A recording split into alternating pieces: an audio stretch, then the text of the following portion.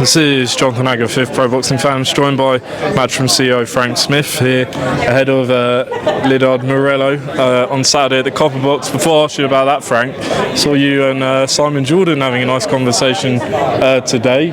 What did you make of some of his comments? It's Simon Jordan, isn't it? You can't take it too seriously. As I said on there, you can't take him too seriously. You got to laugh.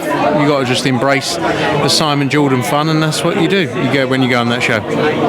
He seems to say that, you don't recognise what he's done in his life or whatever. Do you feel like he doesn't recognise your rise? He always calls you T-boy or Aaron boy or whatever. But he's very respectful off camera. He's a showman, isn't he? Like, I don't really care. Call me a T-boy all you want. Because if I go back to making tea, if it all goes tits up and I go back to making tea, I've had a great bloody run. If you worry too much about what people think about you, you'll never be happy. Does he, just last one on this, his comment to Barry Hearn, do you feel like he's kind of suggesting that comment's no different to here? Barry saying that he should be in a pram or a baby or whatever. Do you think there's a difference though? I think when you call someone a baby, it's very different to calling someone decrepit like an old man, But then basically backtracks, doesn't he, like he did. Oh no, Barry, if anything, Barry isn't decrepit, He's not someone I'd describe as decrepit, so it's all like, again, you can't take it too seriously. If you do, you get too emotional and you lose your head.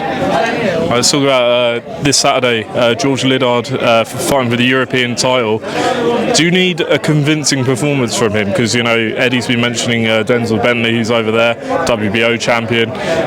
But if he doesn't look great or he struggles, have you kind of got to put the brakes on it a little bit? No, but I think the reality is he is always testing himself, right? And this is my one sort of gripe with boxing. You're not always going to have your best performance or your best night, but as long as you're learning and you're moving forward in real fights, there should be no problem with someone having a hard fight and getting tested. Because actually, isn't that what it's all about? Because otherwise, what we are asking for is a product that no one's interested in. Basically, you're great if you don't face any challenges, and if you have a bit of a tough fight or doesn't go completely your way, I'm not sure they're any such a fickle sport in many ways. And the reality is we should just want to see fights where people go, this is interesting, and people should challenge themselves, and I think that's what George has done time and time again. Talking about someone who had a tough fight last time, Jimmy Sains, but he's back. Said to him just there that it kind of seems like George is dropping the belts for him. What sort of fight are you expecting with Tom Cowling, who obviously beat Aaron Bowen? Yeah, he had a great fight against Aaron Bowen, didn't he? An entertaining fight, and I think it's just another step up for Jimmy. And it's the same things, like I said up there, it's amazing to see so many young fighters, most of them under like 22, 23 years old, and what they're doing and how they're challenging themselves. Like Laylee, Tia, Jimmy, Jewel, it's crazy really, because we never would have seen that all those years back.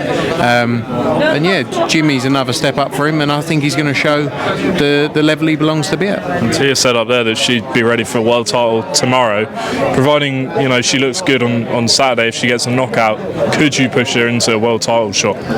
For sure. She has the ability to go into those fights. Undoubtedly, they're the kind of fights that we want to try and make for her. But it's got to be done at the right time. You got to remember she's 19 years old at the minute, But she is putting the pressure on. So I want to become the youngest undisputed champion in the sport. Frank, we have to talk about AJ Fury. I'm sure you're sick of it. We do. Have you received a new contract from the Saudis or the ring for this potential New York venue? No, but discussions are ongoing about everything. But there's no changes right now as to what's been said. So I feel like a broken record, and I feel like it's going round in circles, and it's all reactionary. Like someone says something, this person says something, it just blows out of proportion. The reality is right now, the fight is signed to take place in the UK. Discussions are ongoing as to if that isn't the case and something else happens, which is being spoken about. Beyond that, I can't really say anymore. It's just the same thing every day. Behind the scenes, though, is everyone putting pressure on you guys? Because everyone else is saying that we're happy for it to be in the US. Not ideal, but it is what it is. So, at some point, is there a case where they're going to present something that you can't say no to? I can't say that right now, but I can say conversations are ongoing. Do you know what I mean? Like I'm not a don't know what the word is. I can't see into the future, right? Do I think the fight happens? Yes. But those discussions are all ongoing, and I can't quite say when it's going to come to a head. Okay, we'll leave it at that for now. Just one more on the whole situation. If it does go to the US, and you guys have said, and Frank Warren said they can't be involved on Netflix. If it's in the US, will Zuffa then therefore be involved? No chance. No. Moving on. Unless Dana White, turns up at Eddie Hearn's front door and begs him, do you get? No, we have a contract that they can't be involved.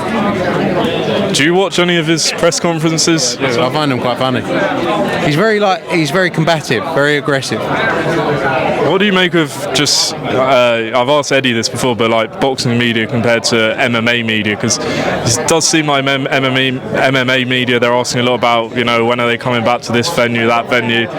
Do you think they don't ask pressing questions? No, well, I mean if they don't ask the questions, if they ask questions they're not supposed to or not allowed to, they're not really allowed back. Like, look at Ariel Helwani. I think he got chucked out 8 years ago or whatever. I don't know how long ago it was, because he released the announcement of something and he's never been back. And I think he's the biggest MMA journalist there is.